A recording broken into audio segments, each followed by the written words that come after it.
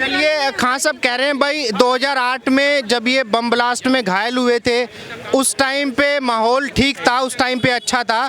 अभी bomb blast नहीं हो रहे हैं दिल्ली में, अब माहौल जो है ख़राब है, अब माहौल ठीक नहीं है। शकील अहमद, अच्छा शकील अहमद जी आप बता रहे हैं, ये शकील अहमद जी आप शायद जानते हो ना जानते हो, ये बता रहे हैं कि 2008 में जो बम ब्लास्ट हुआ था दिल्ली के अंदर उसमें ये घायल हुए थे। जी। कहाँ पे घायल हुए थे? 13 सितंबर 2008 की बात है, दिन शनिचर था जी।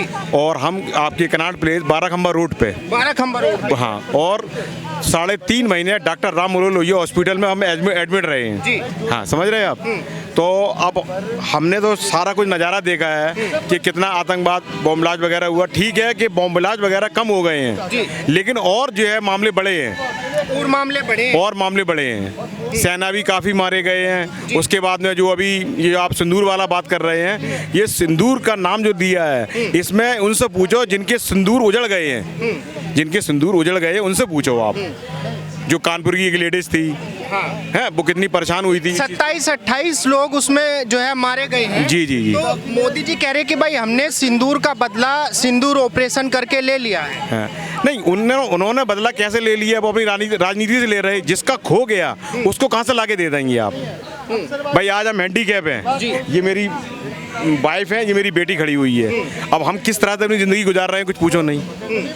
2008 से क्या मिला मुझे, उस टाइम पे मेरा इलाज फ्री हुआ। अच्छा। दिल्ली सरकार में उस टाइम पे शीला दीक्षित मुख्यमंत्री थी और मनमोहन सिंह जी प्रधानमंत्री थे।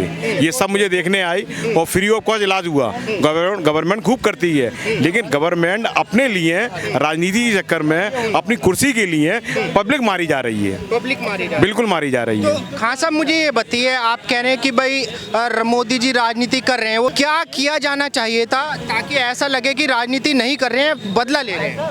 नहीं हो सकता था। देखो, बदला आदमी हर तरह का पड़ा हुआ है। कुछ लोग बोल रहे हैं बदला ले रहे हैं, अब हो सकता है उनके हिसाब से बदला ले रहे हैं, लेकिन सही मायने में जो है ये जो मामला चल रहा है वो गलत है। इसमें वो बदला ले रहे हैं, हम अपना बच्चे का बदला ले रहे हैं साहब, लेकिन दूसरे लोगों का हम सिंदूर उजाड़ रहे हैं। ऐसा थोड़ी भाई, जो लोग उसमें खत्म हो गए हैं, जो वहाँ घूमने गए थे वो उसमें खत्म हुए नहीं हुए। मोदी ने उजाड़ा है। नहीं, ये पोल सिंदूर। हाँ। मैं ये जानना चाहता हूँ, जैसे पहलगाम में जो हमला हुआ है वहाँ पे 28 लोग मारे गए, ठीक है, वो बहनें विधवा हो गई, उनका सिंदूर उजड़ गया। उसके बाद मोदी जी को क्या करना चाहिए? मोदी जी को सख्ती से पेश आना चाहिए और ये सब काम नहीं होना चाहिए। कैसे पेश आना चाहिए? मतलब अरे पूरी पावर है उनके पास, जो चाहे वो कर सकते हैं। हमारे हिंदू भाई खत्म हो या हमारा मुसलमान खत्म हो, हम लोग इंसानियत के नाते से भाई हैं और पूरा इससे कोई मतलब नहीं है, लेकिन राजनीति जोर पकड़ लेती है, पर वही वाली बात आ जाती है। ऑपरेशन सिंदूर किया वो काफी नहीं है? नहीं, ठीक है, बहुत अच्छा करा, लेकिन इसको और मजबूती से करें, ताकि मारना चाहिए था, और मजबूती से करें काम। और पाकिस्तान में और ज्यादा मारना चाहिए। पाकिस्तान हो या कोई भी हो, जो गलत करेगा वो मारा जाएगा और सही मारना चाहिए ना, तो पाकिस्तान को और मारना चाहिए। बिल्कुल मारना चाहिए, क्यों नहीं मारना चाहिए? अगर करा है एक हराम कर, अगर करा है क्यों कह रहे हैं सर जी? अगर करा है क्यों कह रहे हैं? हम इसलिए कह रहे हैं, पाकिस्तान ने ही करा है। हम कह रहे हैं पाकिस्तान ने करा, पाकिस्तान को मारना चाहिए और जोरों से मारना चाहिए, क्योंकि हमारा जब 2008 में हम बम ब्लास्ट में घायल हुए, ठीक है, उसके बाद फिर आपका हो गया था 26/11 वाला कांड, लेकिन हमारा इलाज किसने कराया? पाकिस्तान ने तो नहीं कराया, हमारा इलाज दिल्ली गवर्नमेंट ने कराया। उस टाइम ठीक है मोदी जी नहीं थे, वो अलग बात है, लेकिन मेरा इलाज तो यही हुआ। बदलाव क्या है? जब आप घायल हुए उस समय की सरकारें देखी, माहौल देखा आपने, और उससे बाद में 2014 में मोदी जी प्रधानमंत्री बन के आ गए, तो क्या बदलाव आया मुझे ये बताइए। नहीं, बदलाव तो काफी हद तक आया भी है और नहीं भी आया। बिजनेस ठप पड़े हुए हैं, बिजनेस बंद है। बिजनेस क्या बिजनेस चल रहा है? कोई बिजनेस नहीं चल रहा, हर चीज आदमी लोग परेशान है इस बात से। लेकिन खान साहब देश की जीडीपी बढ़ रही है, बता रहे हैं 4थे नंबर पे आ गए हम लोग। अब ये मुझे नहीं मालूम, 4 ट्रिलियन की ये ऊपर का लेवल की बात है, कितने लेवल पे आ गए, हम कितने लेवल पे यहाँ खड़े हुए हैं। अब ऐसा देखें, अब वो अपने जोर से देख रहे हैं, हम अपने घर से देख रहे हैं, ये चीज है। आपको नहीं लगता कि देश आगे बढ़ रहा है? नहीं लगता देश आगे बढ़ रहा है, लेकिन देश नुकसान भी खा रहा है उसमें। मीडियम भाई, ये जैसे आपका ये भी पहलगाम में हो गया, ऐसे छोटे मोटे काम होते रहेंगे तो लोग उसमें मारे जाएंगे।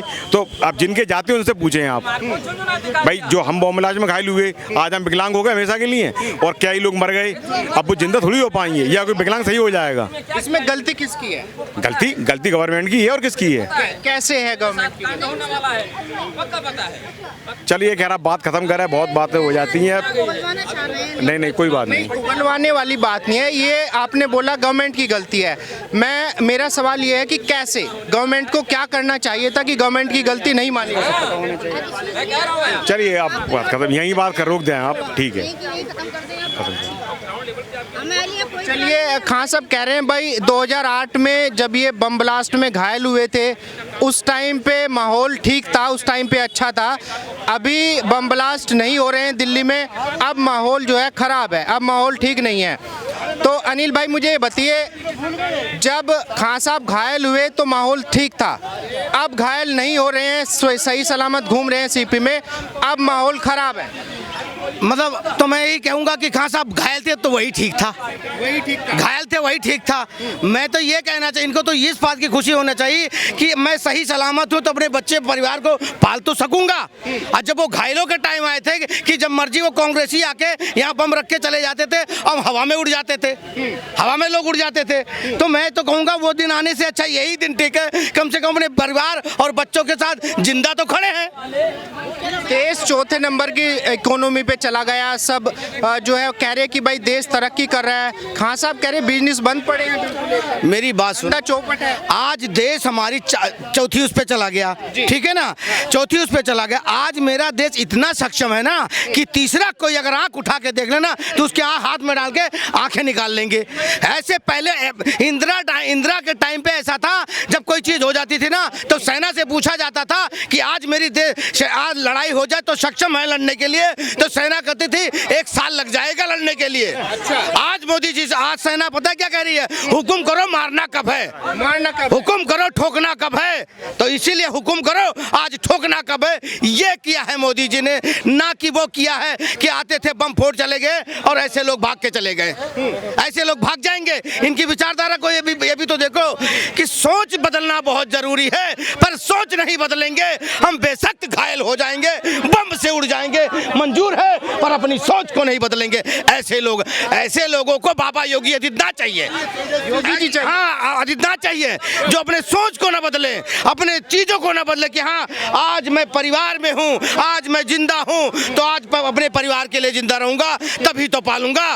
अगर मैं बम से उड़ गया, हवा में उड़ गया तो मेरे परिवार को पालेगा कौन, कौन पालेगा। तो कुछ बोलने से पहले उनको ये सोचना चाहिए था। योगी जी ही क्यों चाहिए, मुझे बताइए, योगी जी ही क्यों चाहिए? ये इलाज केवल योगी जी ही कर सकते हैं। ऐसा इलाज अभी यूपी में हमारे कोई बोल रहा था पाकिस्तान जिंदाबाद, पाकिस्तान जिंदाबाद, ऐसे बोल रहा था।